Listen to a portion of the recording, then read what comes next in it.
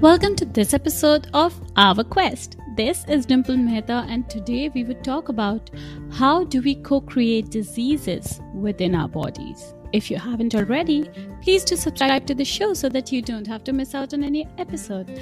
I am extremely grateful to you for taking out the time to listen to these podcasts, and I hope this episode further contributes towards your growth. If you like the episode, give us a quick rating or review on Apple Podcasts. That helps the episode to organically reach more people who might find it useful and beneficial. Joining us today for this in-depth discussion is Sreemanti Gijare, who's a certified clinical hypnotherapist and regression therapist.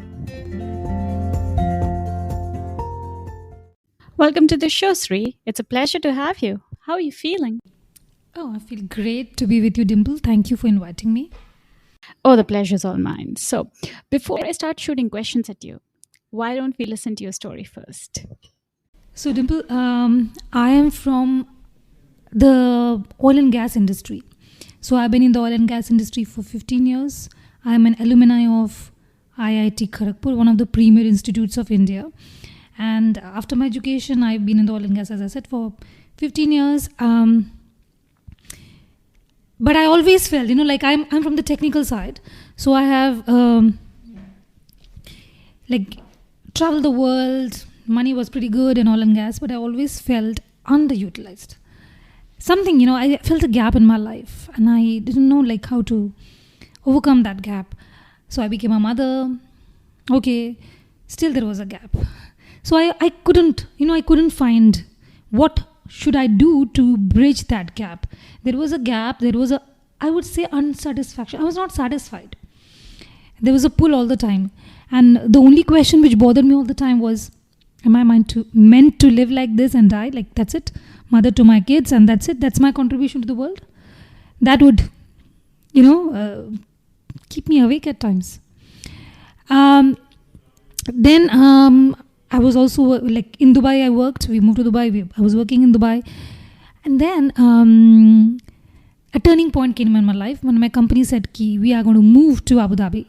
And I was not ready because I had delivered my second baby by then. And I was not ready. So I put on my papers.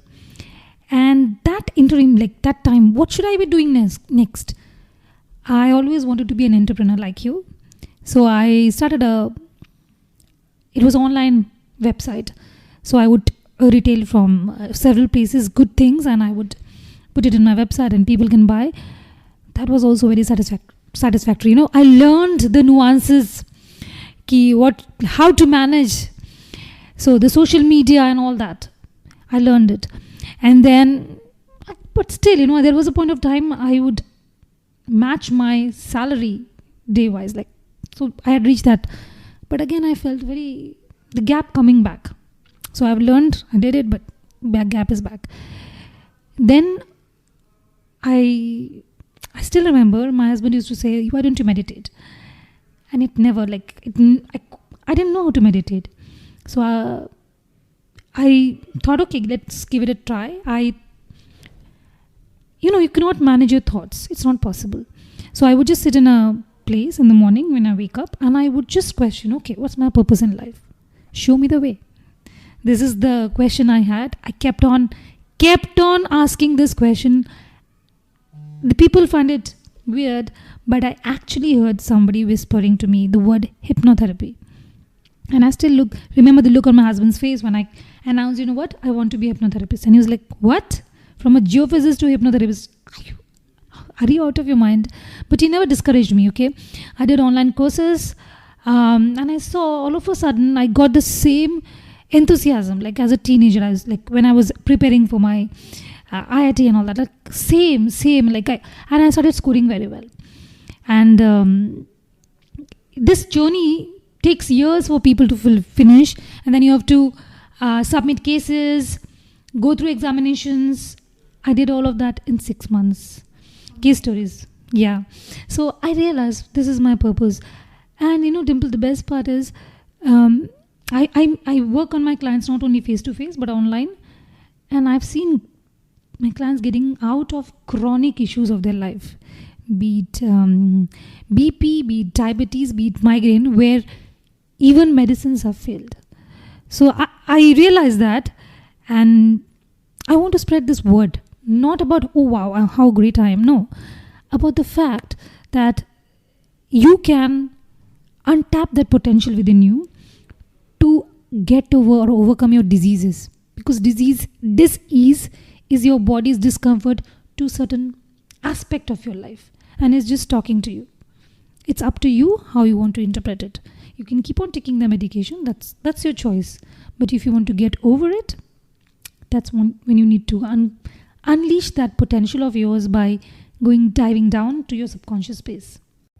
So before we started to discuss about today's podcast, you mentioned that you really wanted to educate people about how they themselves are responsible to create diseases in their own body, how they co-create the diseases. So just for the general understanding, let's understand what co-creation is. Perfect. So co-creation means coexistence, okay? The coexistence of our soul, mind and body. We always have, I don't know why, we always consider a physical disease or an ailment just as being on the surface, like on the body. We do not consider, like I have clients who say, no, my migraine has nothing to do with my mind. But that's not true. Everything starts from the mind. And for that, to understand it a bit more better way, I would like to explain you the connection of the soul, mind and body. So in layman terms, the body would be the hardware, the mind would be the software, and soul would be the power connection powering everything up.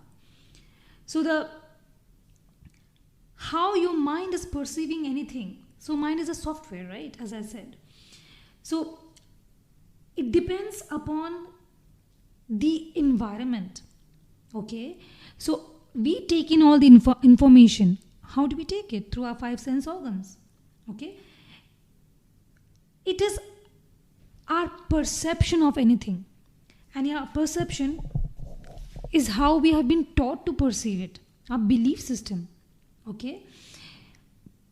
And a disease is that how long we have been in the negative pattern of thinking, be it rotten relationships, lack of finances, or self-hatred.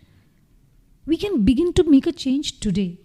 The thoughts we have held, the words we have repeatedly used, have created our life and experience up to this point.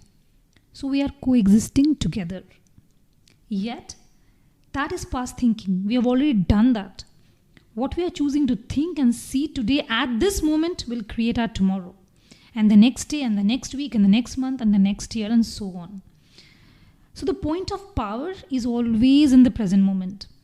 And that is where we can make these changes. And that is a really liberating idea. Just imagine you can make a change today because that's your present, that's your power point.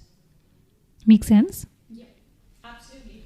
So just for better understanding, though theoretically it sounds interesting and it sounds logical, but just for better understanding, could you please explain how do we co-create diseases for ourselves? How can we invite that? Okay, so as I was saying, we are always focusing on the physical body. Physical body is one of our body, okay?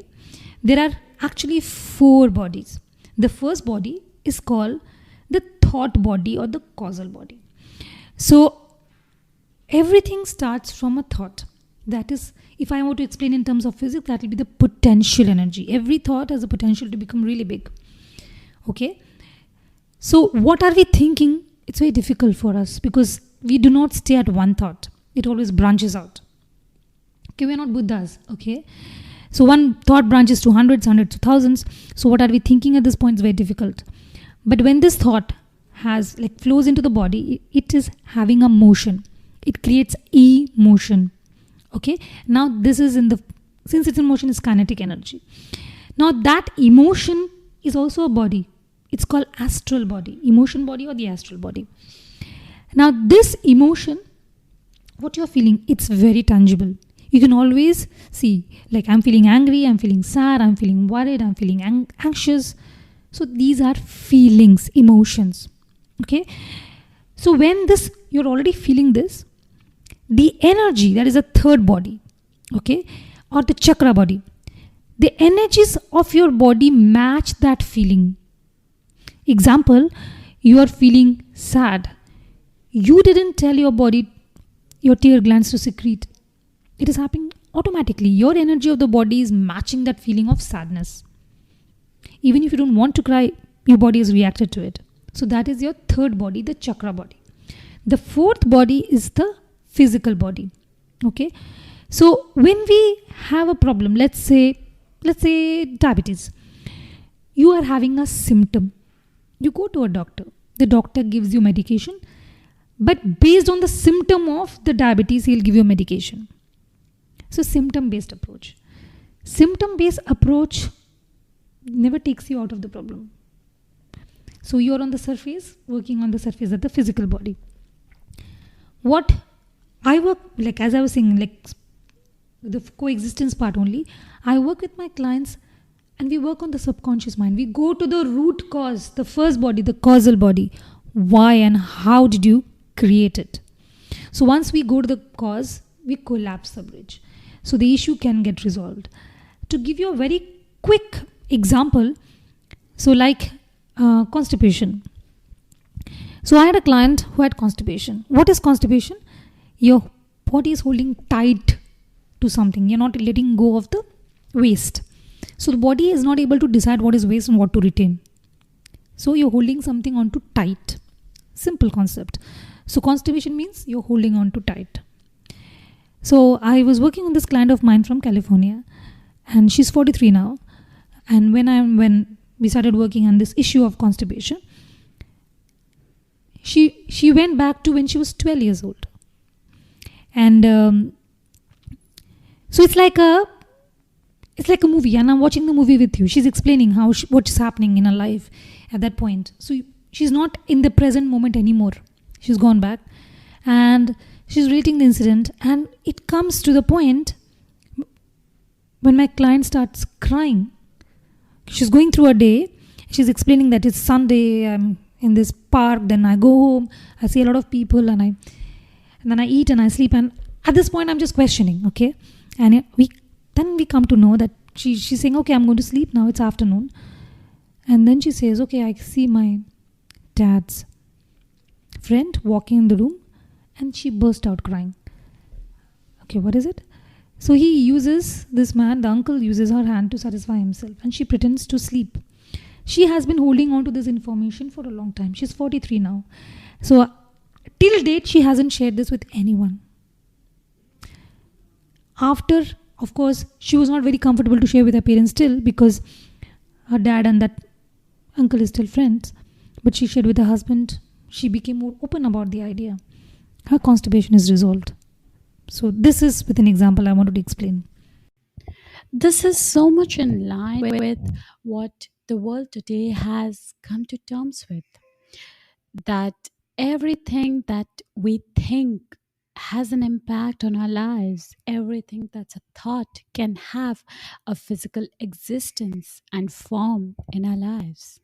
Correct. And you know what? It's not a consultation. I am not here to give you an advice. I'm not a life coach. So the answer is coming from within you. Mm-hmm. So you are collapsing your own bridge. Mm-hmm. Great. Which brings me to the next question, that if, for example, this lady who had this situation, she's already 43. That means she has lived with the problem for all these years, and she has created so many complications for herself. What can one do when they have already created diseases for ourselves, and it's already quite late for us to know that we are the cause? So the thing is, Dimple, like, it's never too late. First, it's never too late. Your acceptance. My client was having laxative, and she found it's okay to have a laxative.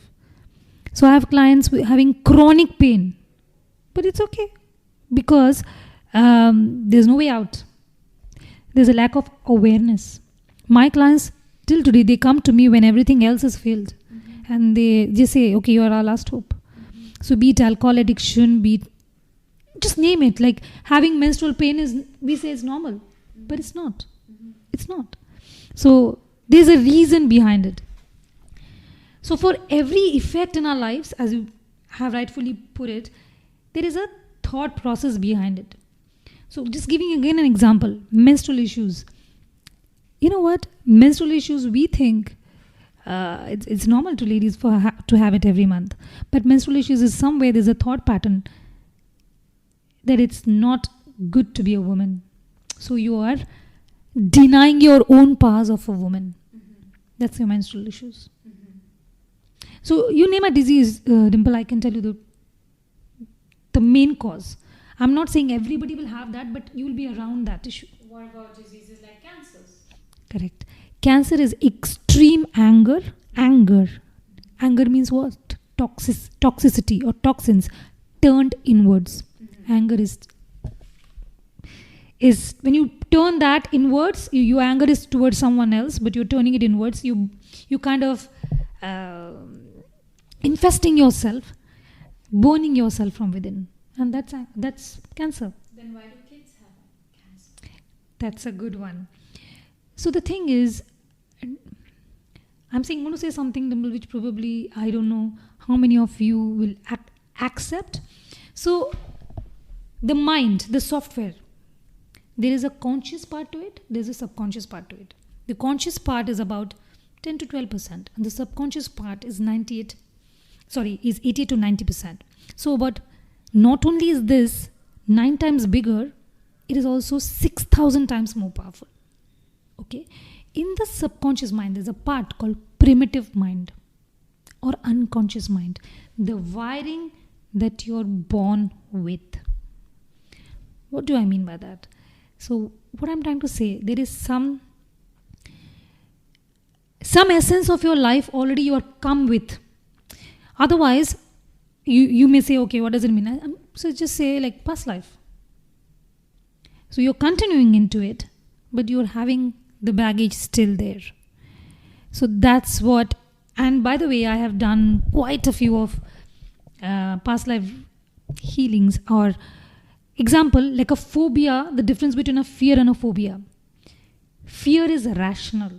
A dog bit me when I was 3 years old, so I have a fear of dogs. Phobia, there is no rational to it. I just freeze at the sight of going when in a lift, so claustrophobia, or I have a fear of flying. These are phobias. There's no rational behind it, and these phobias always connect to a past life. That's beautiful, and it's a great thing for people to focus on, because it could be a possible cause of whatever it is that they are currently facing as a problem in their lives. Yeah. So now that we have this piece of information to ourselves, how can one prevent co-creating diseases for themselves? So Dimple, as I was saying, this knowledge, this awareness was missing, I feel. So if I just can talk, I'm not going to give examples of others. I can give example of me. I used to be a high BP patient myself. It was normal. Like I was thinking, okay, big deal. Everybody has high BP and it's okay. Taking a pill in the morning, it's fine. I used to have headaches very now and then. So Disprin you will find in my bag all the time. I thought it's okay to have it because that's something I've learned and I've seen around me. I'm not trying to boast here, Dimple, but I have had, so I'm on 0 medications right now. Whatever you're seeing me right now, I've lost about 12 kgs. So as if I'm going to my core essence of life, you know. I believe, not only I believe, and I think even this world has to be enjoyed. I'm not going to carry it as a baggage. So when this mindset changes, I think the whole life changes. So is that why we are having so many mindset coaches around to prevent diseases? I mean, how is it different? So if you're saying about mindset coaches is of course like, you know, we're talking, mindset coaches talks to the conscious part of the mind. Your willpower. So I will boost you up. As I was saying, conscious mind is just 10 to 12%. Imagine if you can leverage the subconscious mind. It is 6,000 times more powerful. And that's where hypnotherapy comes in. Correct. So here there's no willpower.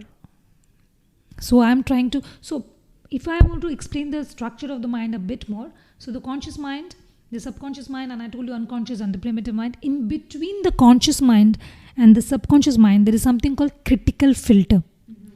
So what is a critical filter? It's like a layer of judgment. Something which we're not born with. We were all born enlightened. So no inhibitions. A child doesn't have any inhibition, no fear, nothing. Okay? But we develop this critical filter to see socio-economic, education and religion. So we are trying to teach the child to deal with the world. And we are assuming what we are teaching is the best. Not necessarily. You get what I'm trying to say? So sometimes what I'm trying to tell here when I'm working with the subconscious is actually unlearning.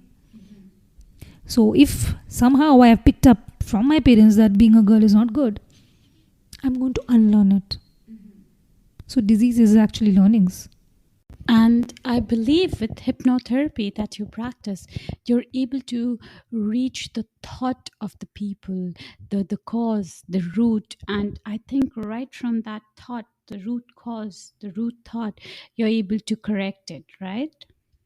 I think the best way to do that is, see, as a parent, we will be coaching, okay? But I should be also able to let the child grow into his own self. Meaning, if my child is okay is feeling loud, like some people say, oh my God, your child is too loud. And I'm like, yeah, that's not correct. No, why not? Because that can be his core thing. If a child is out there and feels he's okay to hug and he wants to hug, who am I to question? All the time, why do I have to doubt? Why do I put this across that this world is a difficult place? Why? Who said? We are creating. It's my belief system which I'm pushing on. If you think world is amazing, you will see actually amazing things happening to you. If I project the thought that I'm going to have lovely people in my life, amazing friends, do you think anything can stop me from having that? No. Because I have already projected and I believe that's going to happen to me, and it will happen. So most of the time when things happen not to our liking, it's also our projections. 100%. Beautiful, beautiful, Sri. So beautifully and so simply you have explained how our thoughts have the power to make our lives extremely beautiful or extremely horrific. That control lies in our hands because ultimately it's our thoughts that shape our lives. What is it that you would like to share with us as a tip so that we can watch our thoughts and have beautiful co-creations instead of diseases being co-created? So, Dimple, first of all, the most amazing sentence which I feel is, I have to accept that I am the creator of my own reality. So once I accept that, there's no blame game here. Why? Oh, mere saathi, only I have it. I have this blood pressure. I am the one having this. No. If it is happening to me, see, a disease in the body is your body's communication to you something is not on track. It's like a communication. It's up to me how I want to categorize and how I want to work on this. Either I sleep on it and I work on it. So my body is telling me I'll give an example. I had a client who had jaw pain. So when there is a jaw pain, why does jaw pain happen? So she didn't have a root canal, nothing, jaw pain. And she was absolutely okay the day before. Now she had it. You know what? We have a jaw pain when we clench our teeth. And when we continuously do it. And when do you clench your teeth? You clench your teeth when you're cursing someone. When you're very angry on someone. Mostly cursing. So when I told her that did you have that? And it's not easy. She said, no, of course not. I'm fine. I didn't curse at anyone. But after say about 5 minutes, it dawned on her that she did. And she did it. And because she repaired something and it was still breaking, so she was cursing the person who did it. The thought that, okay, now that she has accepted, her jaw pain went away. Because right now, she moved from the thought of curse and finally she realized, no, it's not worth it. So, first is the acceptance. Okay, I am the creator of my reality. How can I work on it? And then, instead of blaming others around me, if I can work on myself, how can I make myself more better in whatever simple possible ways? So if I realize that right now I'm just comparing myself to someone, okay, I'm great. No, my work is better. That thought, no, that person's work is even better. Simple steps. Okay, fine. What can I learn? I'm not here for, I'm not contesting against anyone. The only person I'm contesting is me with myself. And that too I'm not contesting. How can I be a better version from yesterday? That's it. Beautiful. Thank you so much. That's a wrap for today. You have been listening to Our Quest. This is Dimple Mehta signing out. If you haven't already, please give us a quick review and rating on Apple Podcast. And don't forget, you can follow us on Instagram, Facebook, Twitter. Links in description. See you next week. Same time, same place.